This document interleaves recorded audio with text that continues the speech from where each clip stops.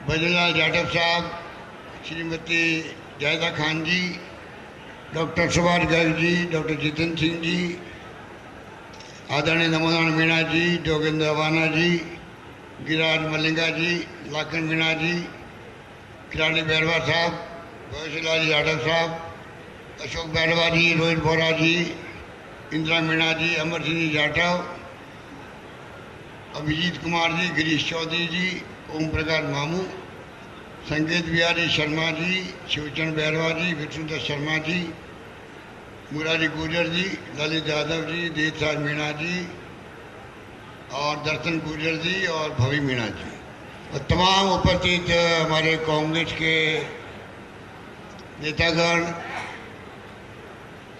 जिला कांग्रेस कमेटी के पदाधिकारी, ब्लॉक कांग्रेस कमेटी, मंडल कांग्रेस कमेटियों के प्रतिनिधिगण, भाई और बहनों, नौजवान साथियों, मेरे पूर्व में भी आपने सुना नेताओं को। आप भरतपुर संभाग में और भरतपुर के अंदर मेरा ये 5वां दौरा हो गया है अभी के अंदर 5वां।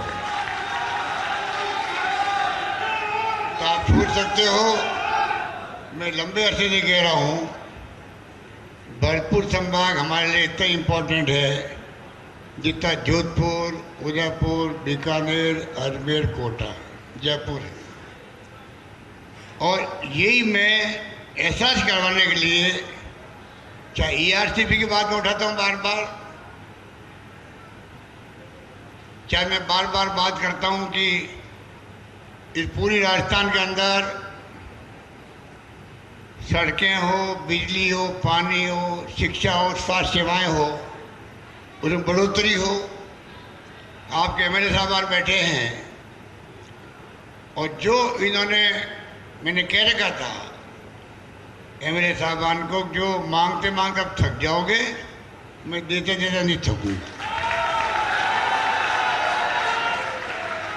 वही करके दिखाया मैंने। इसलिए आपके क्षेत्र में कहीं तहसील, कहीं सब सेंटर, कहीं पीएचसी, कहीं सीएचसी, सड़कें जो मांगा मैंने दिया है।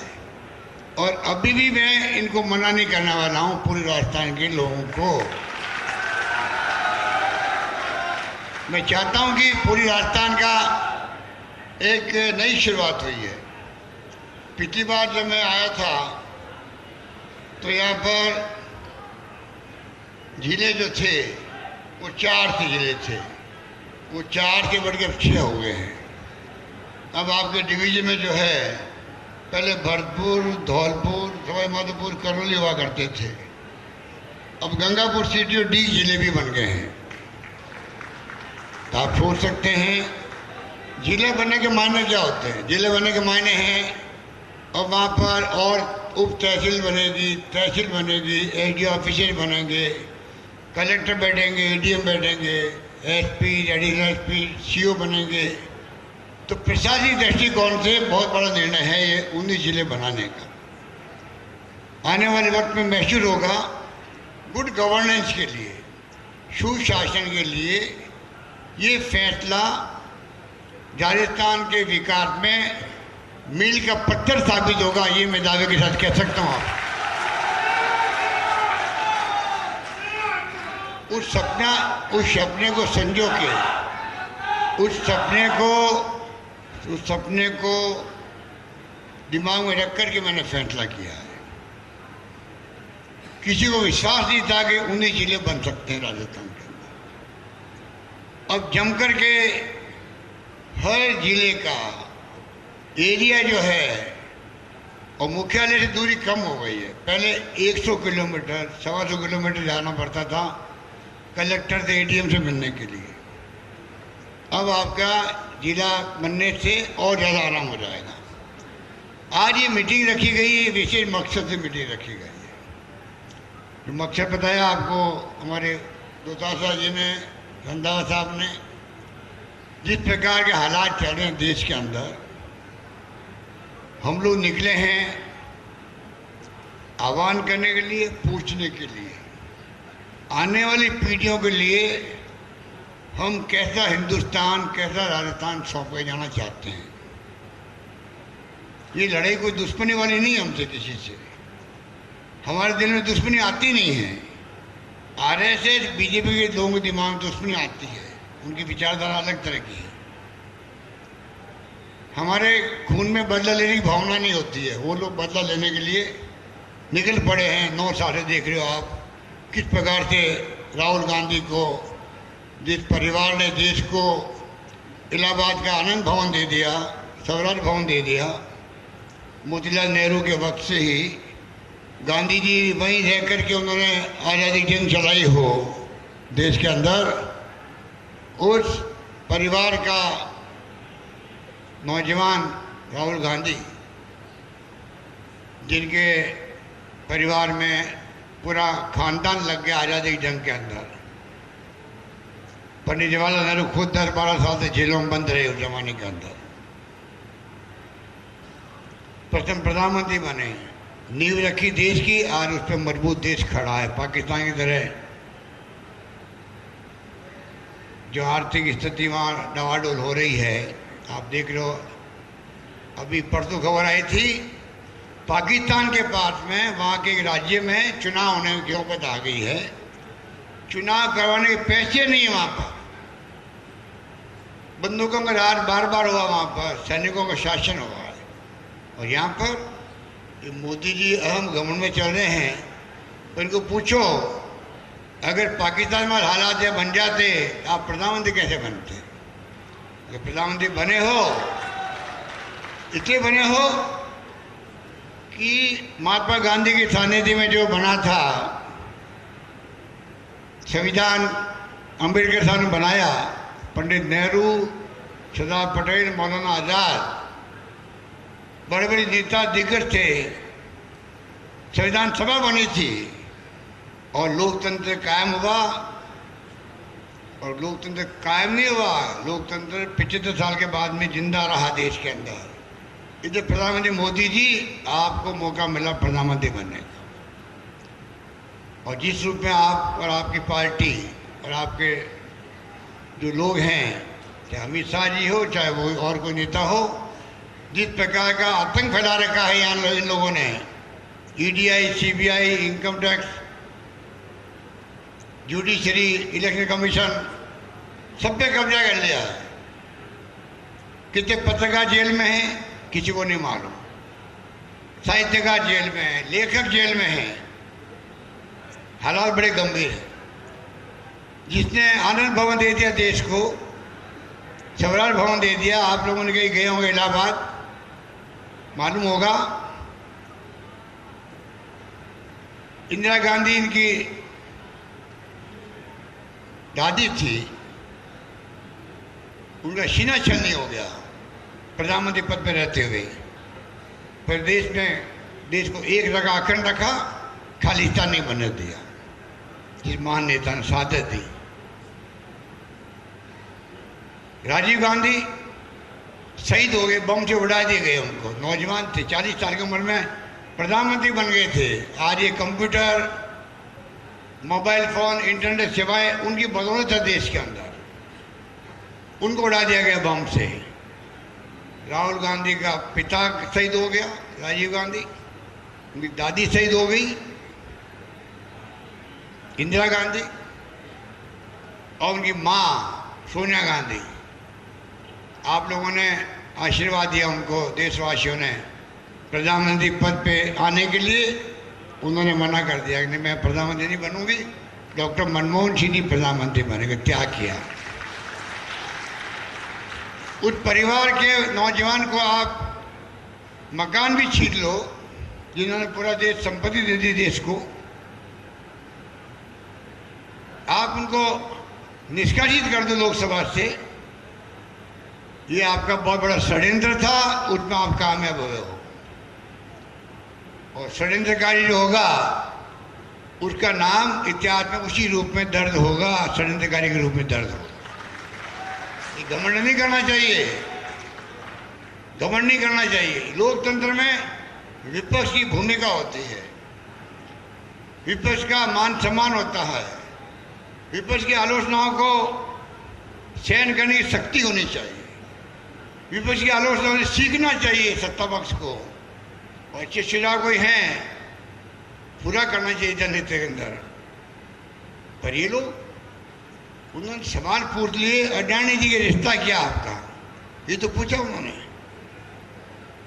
रिश्ता क्या आपका, आप कितनी बार विदेश उनके साथ गए, कितनी बार वो आगे पीछे गए वहाँ पर, कितने आपने प्रधानमंत्रियों को या वहाँ के नेताओं को कह के आए भाई आप अडानी जी को काम देना, ये तो पूछा सवाल।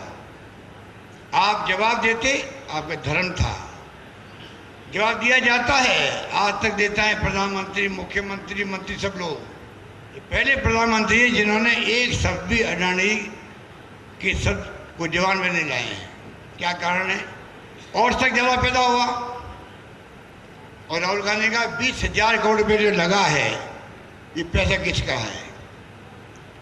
इन बातों से घबरा करके जिस प्रकार से भारत जोड़ो यात्रा लाखों लोग शामिल हुए, मुद्दे क्या थे? महंगाई का मुद्दा था, जो आज भी कायम है हमारा मुद्दा। बेरोजगारी का मुद्दा था, 2 करोड़ लोगों को रोजगार देंगे, कहाँ हो गए, रोजगार कहाँ चला गया? उनका आह्वान था देश में सभी जाति बिरादरी के लोग, धर्म के लोग प्यार से, भाईचारे से रहे, कोई तनाव नहीं हो देश के अंदर, आपने प्यार मोहब्बत हो, हिंसा नहीं होनी चाहिए। क्या गलत कहा उन्होंने? उन्होंने कहा कि गरीब और अमीर जो है देश में, उनके बीच में खाई बढ़ती जा रही है, वो रुकनी चाहिए। ये तो मुद्दे आज भी हैं। उसके लिए कुछ करने की बजाय सरकार का ध्यान 4 महत्वपूर्ण मुद्दे थे। उठाने वाला कौन था? राहुल गांधी, जो कांग्रेस का अध्यक्ष रहा था, सबसे बड़े नेता था। आपने ना जवाब दिया पार्लियामेंट में, ना आपने जो 4 मुद्दे उठाए थे उस पर कोई कार्रवाई करना दूर, उस पर कोई रिएक्ट भी नहीं किया, बोलने नहीं दिया हाउस के अंदर उनको। माफ़ी मांगो करते करते हाउस को बार बार अर्जन करवा दिया आपने। अजीब बात है, आप उनकी बात सुनते कि भाई आपने जो आरोप मुझ पर लगाया हाउस के अंदर, ये कायदा होता है, मैं भी 5 बार पार्लियामेंट मेंबर रहा हूँ, कि भाई आपने मुझ पर आरोप लगाया तो मुझे मौका तो दो, मैं वापस जवाब दूंगा उनका। ये नियम होता है। लोकसभा के स्पीकर ने परवाह नहीं करी, वो जाके मिले उनसे, जवाब नहीं देने दिया, हाउस अर्जन करवा दिया बार बार। माफ़ी मांगो, अरे पहले बोल, उनकी सुन तो लेते तो वो क्या कहना चाहते हैं। उसके बाद में कहते हैं हम संतुष्ट नहीं हैं, अब भी माफ़ी मांगो, तो समझ में आती। आपने उनको बोलने का मौका ही नहीं दिया है। ये उनकी लोकतंत्र सोच है, ये फासिस्टी सोच है, ये फासिस्टी सोच है। आप छोड़ दीजिए, ऐसे लोग शासन कर रहे हैं। तो मैं आपको निवेदन करना चाहूँगा, ये जो आने वाली पीढ़ी हैं, ये लड़ाई विचारधारा की है। एक तरफ कांग्रेस विचारधारा है, लोकतंत्र, समाजवाद, धर्मनिरपेक्षता, सबको साथ लेकर चलने की है, और एक विचारधारा है जो हिंदू धर्म के नाम पर लोगों को भड़काने की है। अभी अच्छा लगता है हिंदुओं को भी। तो मैं पूछना चाहता हूँ, अपन लोग यहाँ बैठे हिंदू नहीं है क्या? वो हिंदू है। जो माहौल बनाया गया है उसको आपको हमको समझना पड़ेगा, और किस प्रकार ये देश एक रहे, अखंड रहे, दुनिया भर के मुल्कों में हमारा मान सम्मान कायम रहे। यहाँ लोकतंत्र कायम है, इसलिए मान सम्मान है दुनिया भर के अंदर। मैंने मोदी जी को कहा बांसवाड़ा के अंदर, मोदी जी आप जब जाते हो विदेश के अंदर, आपका सम्मान इसलिए होता है कि लोग कहते हैं आप गांधी के देश के आए हो।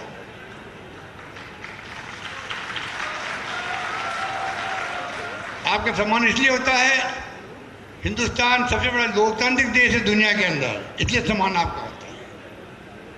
उस मेरी बात का बुरा मान गए तो आप सोच सकते हो, लोकतंत्र जिंदा रखा हम लोगों ने, तब जाकर के आज मान सम्मान हमारा दुनिया के मुल्कों के अंदर। अडानी जी सवाल पूछना क्या हक नहीं है विपक्ष का? आरोप लगे हैं दुनिया भर के अंदर क्या जवाब नहीं मांगेगा विपक्ष तो फिर क्या करेगा? विपक्ष का काम क्या बता दीजिए आप। क्या मौन धारण करके बैठे रहे हम लोग हाउस के अंदर? इसलिए आपको सोचना पड़ेगा ये हालात जो बन रहे हैं देश के अंदर अच्छे नहीं बन रहे हैं, अच्छे नहीं बन रहे। अभी तो आप आएंगे अभी ये चुनाव के वक्त में बड़े बड़े रोड शो करेंगे। इनको तो चुनाव ये इनके इन प्रकार साम दाम दंड भेद जो करना करो, हमें चुनाव जीतना बस। अभी रंधावा साहब कहते हैं बहुत शानदार बजट आया है, हिंदुस्तान में कहीं नहीं आया है, सब कुछ कर दिया हमने, जान लगा दी। तो धर्म के नाम जाति हिंदू मुस्लिम करके चुनाव जीतने की बात करता हूँ। चंदा कोई पार्टी को मिलना नहीं चाहिए, आपको मालूम है चंदे पे रोक लगी हुई है पार्टियों पर। चंदा सिर्फ बीजेपी को दो। इलेक्ट्रल बॉन्ड आ गया आजकल, धमकाया जाता है कि ये चुनाव आ रहे हैं कहीं चंदा नहीं दे दे कांग्रेस को। तो जब बराबरी का मुकाबला नहीं होगा, साधन हमारे पास नहीं होंगे, हमारे पास लाखों नहीं होंगे, इनके पास करोड़ों अरबों होंगे, तो आप बताइए बराबरी की बात कैसे हुई? ये हालात लोकतंत्र में कायदे की बात है ये। इसलिए मैं आपको आह्वान करना चाहूँगा भरतपुर संभाग के तमाम लोगों को कि आप लोग समझ जाएं और देश हित के अंदर एक मजबूती के साथ में मुकाबला करना है। ऐसी मीटिंगें हम संभाग के कल निपटा देंगे, उसके बाद में हर जिले में जाएंगे, हम लोग जिले में जाएंगे, आह्वान करेंगे हमारे कार्यकर्ताओं को, क्योंकि कार्यकर्ताओं के दमखम के आधार पर ही लड़ाई लड़ी जाएगी देश के अंदर। देश भर का कार्यकर्ताओं को समझना चाहिए, उनकी शिकायत भी हो सकती है। कई लोग कई जगह एडजस्ट नहीं हो पाते हैं, कोई पद नहीं मिल पाता है, कोई टिकट नहीं मिल पाता है, शिकायत रहती है। पर जब तक दिल में ये भावना नहीं होगी, शिकायतों के बावजूद भी मैं विचारधारा से जुड़ा हुआ हूँ, कांग्रेस की विचारधारा जो गांधी जी की विचारधारा है उससे जुड़ा हुआ हूँ, और मेरा कर्तव्य कहता है कि नाराजगी हो सकती है एमएलए से, एमपी से, मंत्री से, मुख्यमंत्री से, प्रदेश कांग्रेस अध्यक्ष से, तब भी मेरा धर्म कहता है कि इस संकट की घड़ी में मैं राहुल गांधी के साथ खड़ा हूँ, मैं कांग्रेस के साथ खड़ा हूँ, ये भावना होनी चाहिए।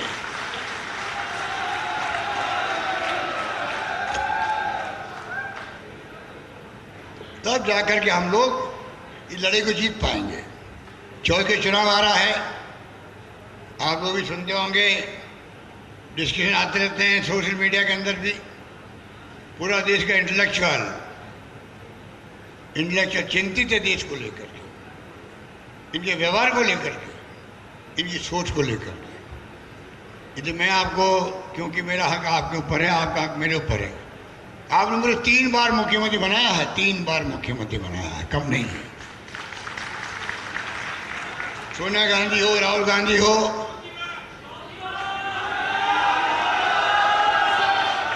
अब 4थी बार तो चुनाव आ रहे हैं, देखते हैं आप लोगों की क्या भावना है।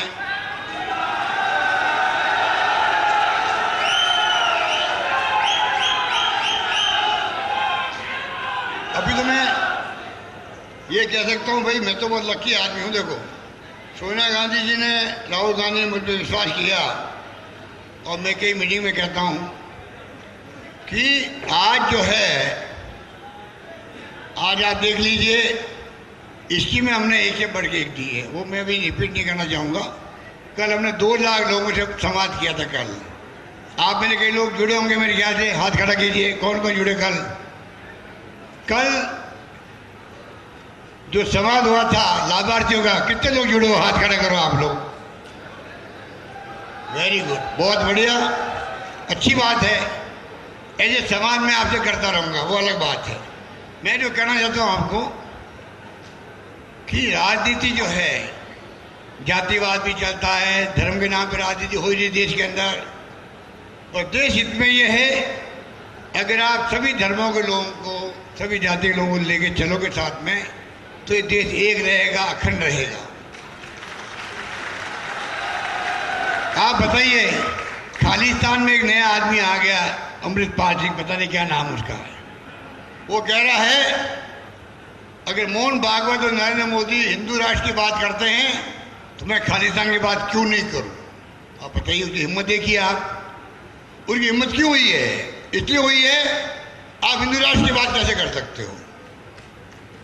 आप सोचिएगा बात को। हर कोई धर्म के नाम पे लोगों को खुश करना आसान काम होता है, आग लगाना बड़ा आसान काम होता है, आग को बुझाने वक्त लगता है। कोई बिल्डिंग बनानी हो 6 महीने साल भर लगता है, गिरना हो तो बुलडोजर भेज दो, जैसे वो मोदी जी को योगी जी भेज रहे हैं गुजरात के अंदर। तो आप सोच सकते हैं, तोड़ना आसान है, जोड़ना बड़ा मुश्किल काम होता है। इस प्रकार के हालातों में वो अमृतपाल सिंह, अमरपाल सिंह जो भी है, उसकी हिम्मत होगी बोलने की। आप हिंदू राष्ट्र की बात कर दो, मैं क्यों नहीं खालिस्तान की बात करूंगा? पहली बार ऐसी हवा रही है देश के अंदर। इंदिरा गांधी की हत्या हुई जिस कारण से, उन्होंने नहीं बनने दिया खालिस्तान, एक अखंड राज्य देश हमारा। आज क्या बोलूं, आज मुझे आपने मुख्यमंत्री बना दिया। अगर मुझे चाहे जाट हो, चाहे राजपूत हो, चाहे गुजर हो, मीणा हो, ब्राह्मण हो, वैश्य हो, जाटव हो, कोली हो, सैनी, कुशवा हो, बघेल, वैश्य, कितनी जाति आपके, प्रजापति, पुजारी, धाकड़, जहांगीर, बावरिया, सिंधी, पंजाबी, सिख, मुसलमान, ईसाई, अगर सब जातियाँ साथ नहीं होती मेरे, तो सोनिया गांधी मुझे मुख्यमंत्री क्यों बनाती, बता दीजिए आप। मैं तो 98 में पहली बार मुख्यमंत्री बना, 25 साल पहले, तो मैंने तो मांग भी नहीं करी मुझे मुख्यमंत्री बनाओ, मैंने कोई मांग नहीं करी। ये हाईकमान सोचता है कि क्या ठीक रहेगा, चुनाव के बाद में फैसला करने का हमारा रिवाज है, हाईकमान सोच समझ के फैसला करता है। मैंने नहीं कहा मुझे मुख्यमंत्री बनाओ, मुझे मुख्यमंत्री बना के, क्योंकि उनको मालूम है, एहसास था मैं सब जातियों को, बिरादरियों को, सब धर्मों के लोगों के साथ लेके चलता हूँ, इसलिए मुझे उस व्यक्ति को मुख्यमंत्री बनाया जिसकी जाति चाहे वो सैनिक कहलवाए, माली कहलवाए, कुशवा कहलवाए, कुछ भी कहलवाए, उस जाति का असेंबली में एक एमएलए है और वो मैं खुद ही हूँ। अब बताइए, अगर ये सब जाति मेरे साथ नहीं हो, और भी कई जाति है छोटी मोटी, अगर मुझे 36 कौम का आशीर्वाद नहीं मिले, मुझे मुख्यमंत्री पार्टी तीसरी बार क्यों बनाती? इसलिए मैं कहना चाहूँगा, आप लोगों को मैं भलावण देना चाहूँगा कि हमने कोई कमी नहीं रखी। देखिए, जो कुछ कहा कर्नल वीरेंद्र साहब का, कर्नल बैठला का पुण्यतिथि भी आ जाए, पुण्यतिथि आ जाए, उस मौके पे कहना चाहूँगा, जो कर्नल साहब ने मुझे कहा, पिछली गवर्नमेंट जब थी तो 72 गुजर मारे गए थे, 72 गुजर मारे गए थे गोलियों से, और मेरे वक्त में गोली तो बात छोड़ दो, मैंने लाठीचार्ज नहीं करने दिया, लाठीचार्ज नहीं करने दिया। तो क्यों भूल जाते हैं गुजर समाज के लोग भी कि आपके 72 गुजर मरे हैं और कुछ नहीं मिला आपको, और मैंने 5 बार आरक्षण भी दिया आपको, लाठीचार्ज नहीं होने दिया।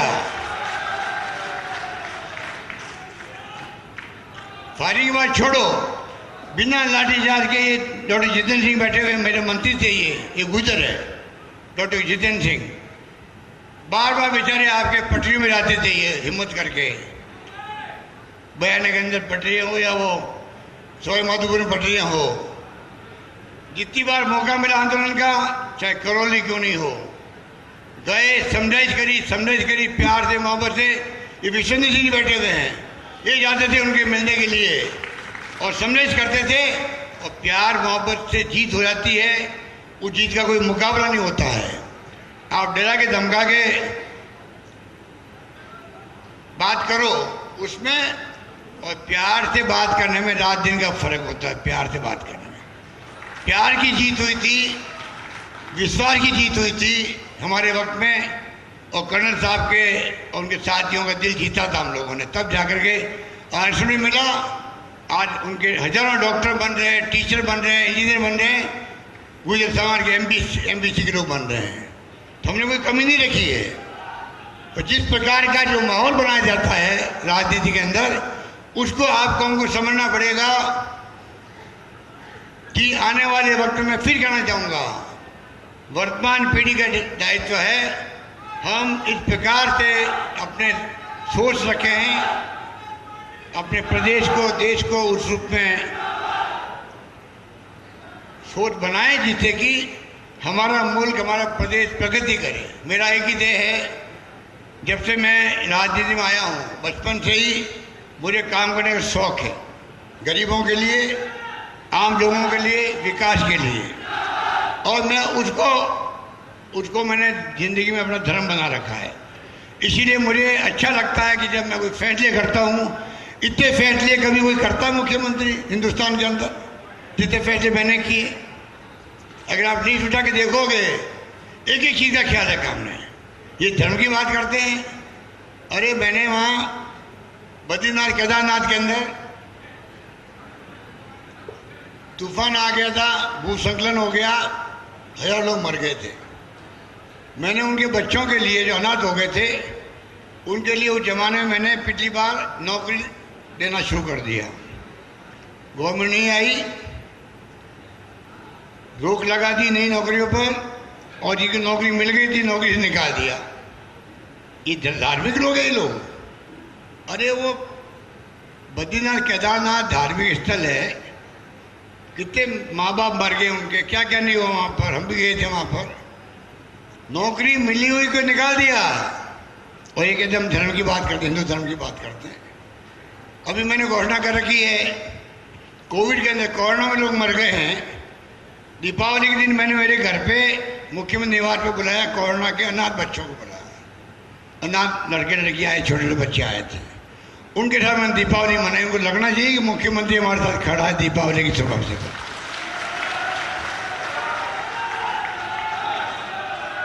इस बजट में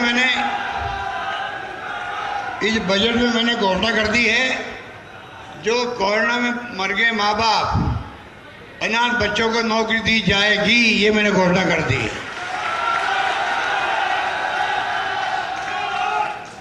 गायों के लिए बात करते हैं लोग, मैं पहला व्यक्ति हूं जिसने पिछली बार हिंदुस्तान में पहली बार सरकार में हमने गौशालाओं को अनुदान देना शुरू किया, निदेशालय बना दिया हम लोगों ने, आज विभाग बन गया है, और 9 महीने का और 12 महीने का अनुदान गायों को हम लोग दे रहे हैं। सबको मालूम होना चाहिए। लंपी रोग आ गया, अभी गाय मर गई, मैंने बजट में घोषणा करी है कि 40,000 रुपये जिनकी गाय मर गई है, प्रति गाय 40,000 रुपये मिलेंगे उन परिवारों को, ये मैंने घोषणा करी। ये घोषणा भी करी है। आगे हम जैसे आपका बीमा किया स्वास्थ्य का हम लोगों ने 25 लाख का, उसी ढंग से गायों का बीमा किया जाएगा। जिसकी 8 लाख तक इनकम है उसका प्रीमियम भी सरकार भरेगी, और गायों का बीमा होगा 2 गायों का प्रति परिवार 40-40 हज़ार का बीमा होगा, और प्रीमियम सरकार भरेगी। मैंने निर्णय किया है। तो ये जो बात भड़काते लोगों को हिंदू धर्म के नाम पर, इनको आपको समझना पड़ेगा, और इनको मैं इतना कह सकता हूँ आपको, अभी हालात देश के उचित नहीं हैं। सवाल राहुल गांधी का नहीं है। राहुल गांधी ने कह दिया है चाहे मैं पार्लियामेंट में रहूँ या बाहर रहूँ, मुझे कोई चिंता नहीं, कोई फर्क नहीं पड़ता है। मैं देश की आवाज़ जो है, देश की आवाज़ चाहे महंगाई को हो, चाहे बेरोजगारी की हो, चाहे हिंसा के खिलाफ बात हो, चाहे अमीर गरीबी खाई की बात हो, और चाहे अडानी की बात हो, मैं उठाता रहूँगा, उठाता रहूँगा, उठाता रहूँगा, उन्होंने कह दिया है।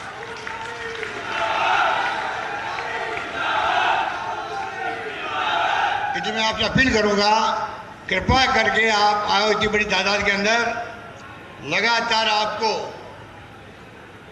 आपको सहयोग करना है पार्टी का मजबूती के साथ में। मैं फिर कहना चाहूँगा, हर पार्टी में छोटे मोटे मतभेद होते हैं, हर पार्टी की कुछ शिकायतें भी होती है, हमें सब मालूम है कि मजबूरी भी होती है, और बचपन से हम संगठन में रहे हैं। हम जैसा कौन समझ सकता है कि कार्यकर्ता की भावना क्या है। मैं NSU से आया हूँ, भरतपुर में उस वक्त आता था कि मोहन घोरावर यहाँ पर मेरा अध्यक्ष था, जिले अध्यक्ष था, मोहन घोरावर अध्यक्ष था। ये उनकी पत्नी है उनकी, ये मोहन गोरावरी पत्नी बैठी है। उस जमाने से मैं आता था भरतपुर के अंदर, आप सोच सकते हो। खुदीलाल पारेसर हुआ करते थे यहाँ, जिला अध्यक्ष खुदीलाल पारेसर हुआ करते थे। तो कहने का मतलब है कि मैं जिंदगी भर कांग्रेस संगठन में रहा हूँ, मुझसे ज़्यादा संगठन के मन को कोई नहीं समझ सकता है, ये मैं दावे के साथ कह सकता हूँ। आप निश्चिंत रहो। सोनिया गांधी ने कहा था वो बात कह के मैं बात समाप्त करता हूँ। सोनिया गांधी ने कहा एक कांग्रेस अधिवेशन के अंदर कि सबको एक साथ कुछ मिल नहीं सकता, कई बार शिकायत भी रहती है, तो थोड़ा धैर्य रखो, धैर्य रखने वालों को कभी न कभी कुछ मिलता ही है, ये उन्होंने कहा था। ये बात दिमाग में रखो, आप लोग भी धैर्य रखें, सब मिलकर काम करें, सरकार वहाँ पर रिपीट होगी तो ये सब स्कीमें और मजबूत होगी। और सरकार अगर रिपीट नहीं होती है तो मैंने आपको उदाहरण दिया, आपको बद्रीनाथ केदारनाथ का नौकरियां बंद निकाल दिया गया, लगी हुई नौकरियों को। कोविड की में नौकरी अनाउंस की, पता नहीं उसका क्या करेंगे। ERCP की मैं ये स्कीम मेरी नहीं थी, रिफाइनरी मेरी थी स्कीम बाड़मेर की, बंद कर दिया इन लोगों ने 5 साल तक। आज आप मेरे कई लोग जा सकते हो वहाँ पर धंधा करने के लिए, इतना बड़ा काम होगा आने वाले वक्त में, छोटे मोटे इंडस्ट्री लगेगी प्लास्टिक आधारित। वो राजस्थान भर के लिए रिफाइनरी है, कोई 55 बाड़मेर की तेल वहाँ निकला है, रिफाइन निकली लगेगी वहाँ पर। 5 साल बंद कर दिया, उसकी कीमत 40,000 थी, 40,000 करोड़। वो 5 साल बीजेपी राज में बंद होने से अब कीमत होगी 70,000 करोड़ की कीमत हो गई। बताइए आप कितना नुकसान पार्टी जनता को हुआ है। ERCP की योजना है, मैं आपको उदाहरण बता रहा हूँ दोनों का, कांग्रेस बीजेपी का। ये मेरी योजना नहीं थी, ये वसुंधरा जी की योजना थी। और वसुंधरा जी की और मोदी जी की बनती नहीं है, वसुंधरा जी की बीजेपी की बनती नहीं हाईकमांड के। उस कारण से बदला लेने के लिए उनसे राष्ट्रीय परियोजना घोषित करके गए मोदी जी, और उसको आगे नहीं बढ़ा रहे हैं। हम बार बार मांग करते हैं, उनका वीडियो बताते पत्रकारों को, देखो मोदी जी क्या बोले हैं, कोई परवाह नहीं करे। अब 2 साल आए थे, गोलमाल बात कहे चले गए। मैं आपको आह्वान करना चाहूँगा, ये आपके लिए वरदान है, ये आपके लिए वरदान है। ये 37-38 हज़ार करोड़ की योजना है। हमने तो इसके लिए पहले 9,000 करोड़ रखे थे मैंने अपने फंड से, राजस्थान फंड से, अब मैंने 13,000 करोड़ कर दिए इसके लिए। हमने काम शुरू कर रखा है, वो काम रोकने के लिए हम पत्र लिखते हैं, रोक दीजिए इस काम को, आप नहीं कर सकते हो। वो लड़ी हम लड़ेंगे, सुप्रीम कोर्ट तक देखी जाएगी। आपको मैं कहना चाहूँगा, ये योजनाएं और ठप कर देंगे, इनका कोई भरोसा नहीं है। जितनी हमने शानदार योजना बनाई है, इसलिए मैं आपको निवेदन करना चाहूँगा, कृपा करके आप इस बार चुनाव आएंगे, आप सरकार रिपीट करने का संकल्प लो, ये मेरा आह्वान आप लोगों को। धन्यवाद, जय हिंद, धन्यवाद। धन्यवाद धन्यवाद माननीय मुख्यमंत्री जी। और मैं बताना चाहूंगा, कृपया माननीय मुख्यमंत्री जी ने विशेष गिरदावरी के निर्देश दे दिए हैं, गिरदावरी का निर्देश दे दिए हैं। और पहले भी गिरदावरी जो है, पहले भी काफी 3 साल प्रॉब्लम आई है कोरोना की। पहले का पैसा था 29 करोड़ के आसपास, तो पैसा भी आ चुका है यहाँ पर, वो भी मिलेगा आपको। 29 करोड़ था, वो पैसा आ गया है, अभी गिरदावरी आ रही है।